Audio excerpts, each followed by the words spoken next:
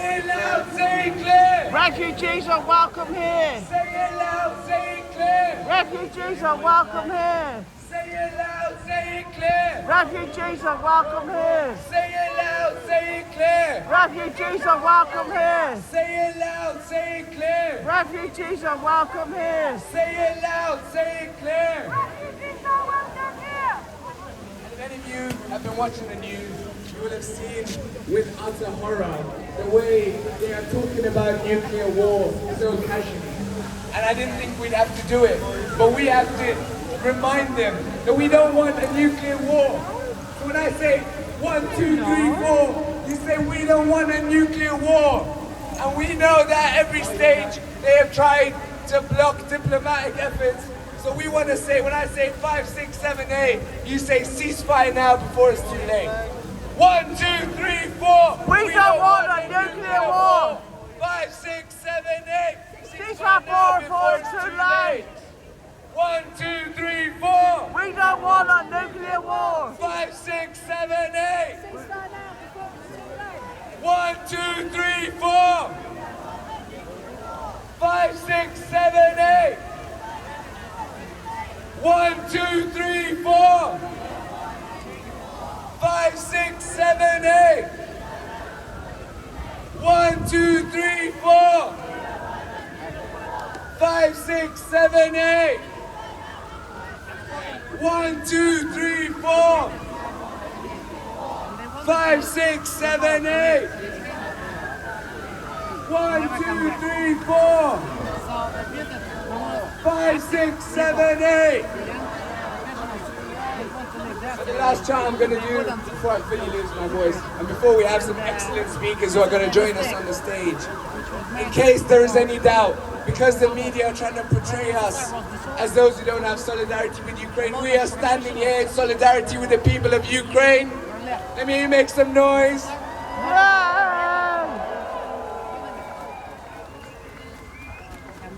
Can I ask Sophie and Shelley to come to the stage, please? Sophie and Shelley, come to the stage. And now for the last chant, I want you guys to make as much noise as you possibly can. I want you to scream your lungs out. I want you to put your placards and your fists in the sky. And let me hear you say, stop the war! Stop the war! Stop the war! Stop the war! Stop the war! Stop the war! Stop the war! Stop the war! Stop the war! Stop the war! Stop the war! Stop the war! Stop the war! Stop the war! Stop the war! Stop the war! Stop the war! Stop the war! Stop the war! Stop the war! Make some noise for yourselves!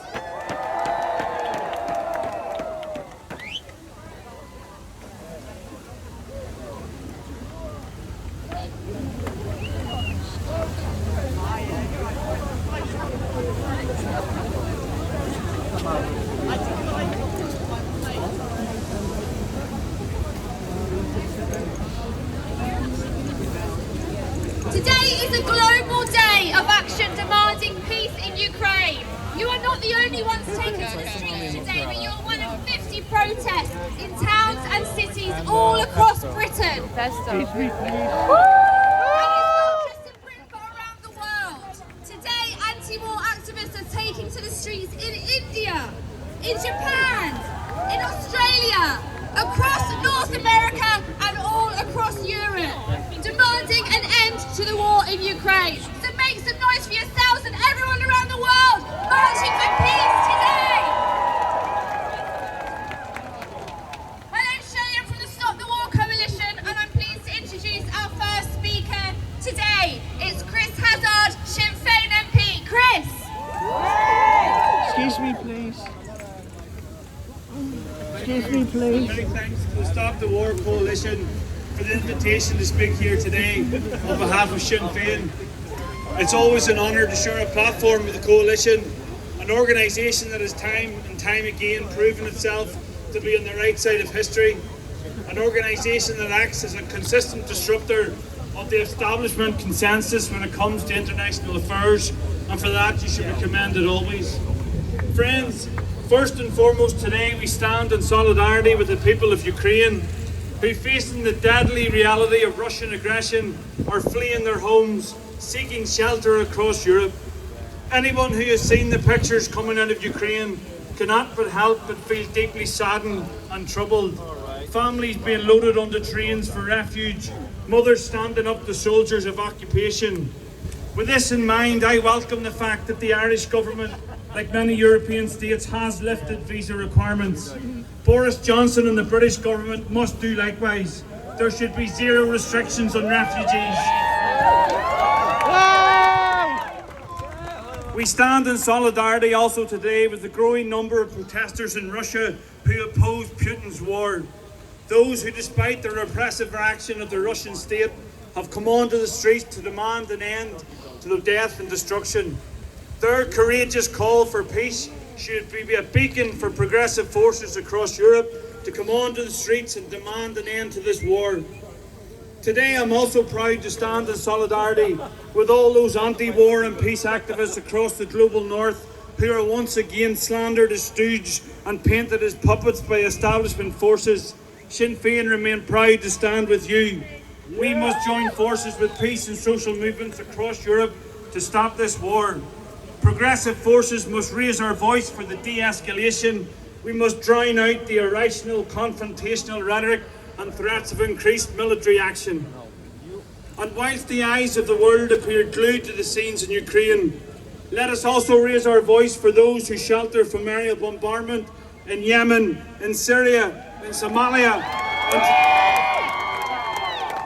and to the men, women and children of Palestine who endure the brutal repressive realities of daily life under the apartheid Israeli regime. Friends, be under no illusions. We are facing the greatest security crisis in Europe for decades. A failure to de-escalate this crisis will lead Europe once again to the brink of wholesale conflict and will undoubtedly deliver more death, more destruction and an even deeper humanitarian crisis. Every war must end at some point and diplomacy must restart. Rather than allow this war to escalate and for positions to harden still further, it is vital that the guns fall silent and the discussions recommence. What is needed is a comprehensive and sustainable and immediate ceasefire, an end to the aerial bombardment, the withdrawal of Russian troops and a return to the negotiating table. After many years of war, I am part of a generation that grew up in a post-conflict society in Ireland. Like many of you here today, I too have only known Europe free from Cold War tensions. The thought of Europe sliding once again into the imperialist wars of the past is horrifying and must be actively opposed. However, the solution to this escalation of military violence is not more violence. The solution is political, based on the principles of common collective security, which protects the well-being of peoples and respects human rights and international law. With the reject of military-industrial complex, we urgently need a security architecture that prioritises peace, social justice, and recognises the sovereignty of small nations and their right to peacefully construct their own future. Following a decade of austerity, rising inequality, and stagnating living standards, the ordinary people of Europe want peace and social justice. An increase in military expenses fueled and justified by military tensions and war-mongering rhetoric is totally unacceptable. And ordinary workers and families faced into economic hardships once again. Valuable resources that can help eradicate growing inequalities across Europe must not be spent on the prospect of prolonging war. Speaking in 1914, James Connolly described war as the most fearful crime of the century. In it, the working class are sacrificed and a small clique of brothers and armament makers who satiate their lust for power and their greed for wealth. As we face the Istanbul March of climate breakdown and the stagnant symptoms of a decaying capitalist system, ordinary citizens demand that our collective energies are deployed positively in order to build a better world. Invasion, occupation, weapons and wars should belong to the past. The future of Europe and humanity must be peace. Solidarity now and forever. Thank you for this special part. It's incredible to see so many people here. Thank you so much for going out for thousands.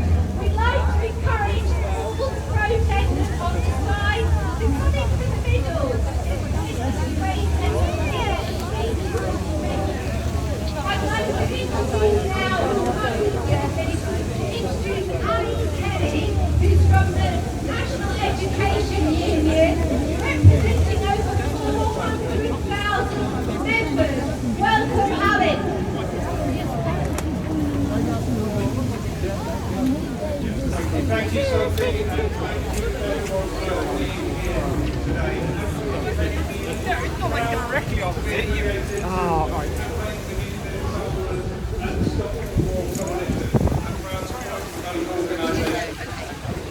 Excuse me, can I take a picture of your child? Pardon? No, just a, yeah, can I take a picture? Thank you. Pardon? Thank you. To be removed from that country.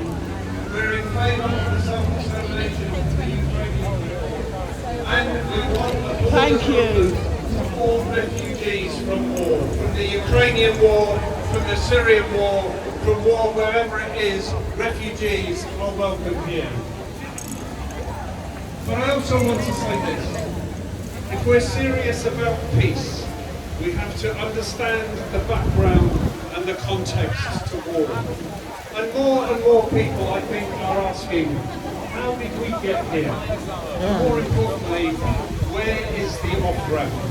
And therefore, I think it's right that we look back at what has happened in Eastern Europe since 1990. And we look at the role NATO has played in its expansionist policies. More and more people are questioning that. Jeremy Bowen on the BBC quotes senior strategists saying it was the most fateful error of US policy in the post-Cold War era. And when you read that Henry Kissinger counselled against it, you have to wonder why the warning signs weren't listened to. So it's right that we try to understand how we got to this point and how we get out.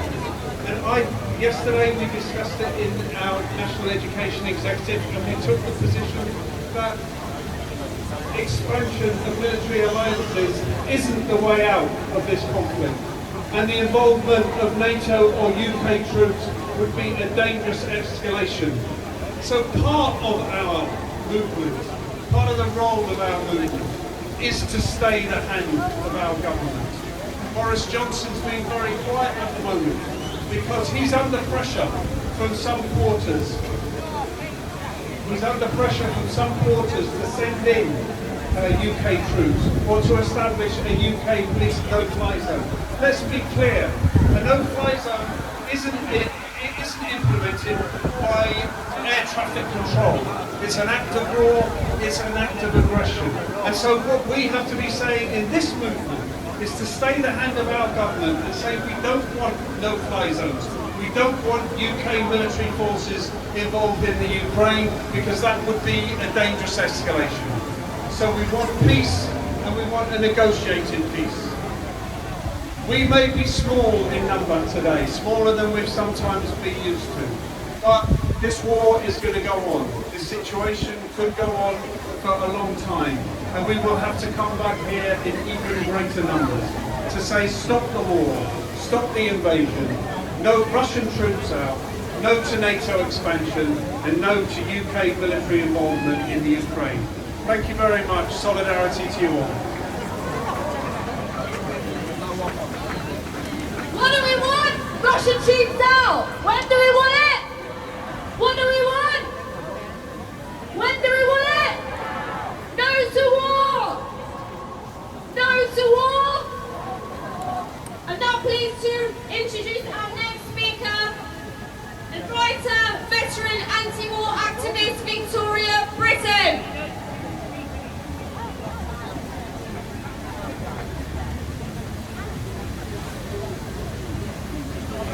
Hello everyone, and thank you for being here. At this time, we really need to be together.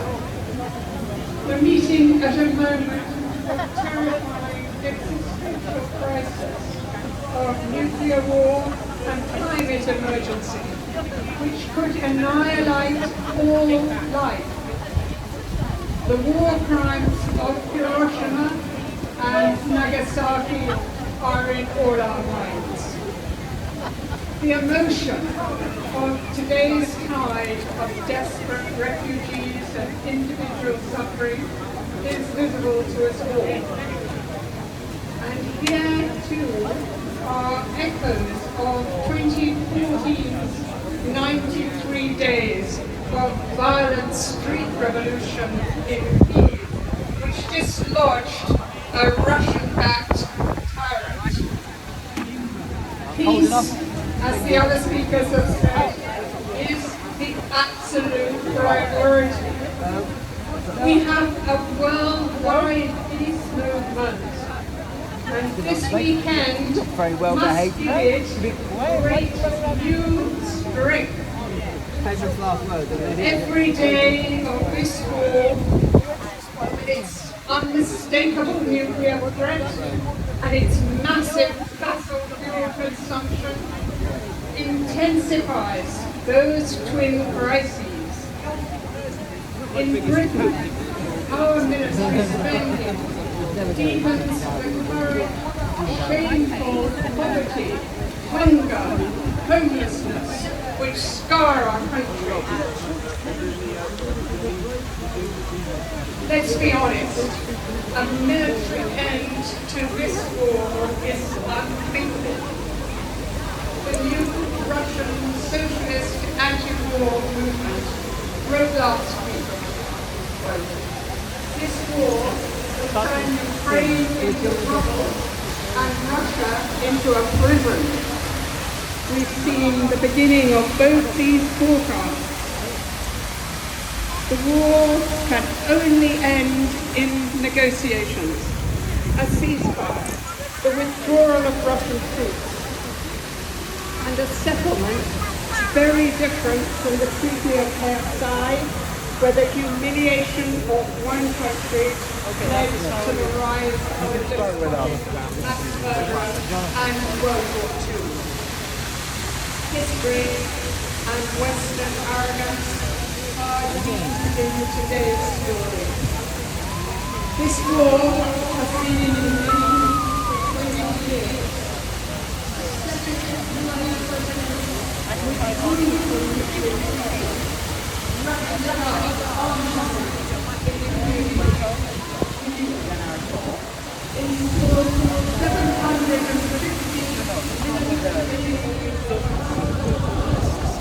Then you do Aristotle, Plato, and then you do Aristotle. And that will basically give you everything you need to know. Because since those thinkers, same folks,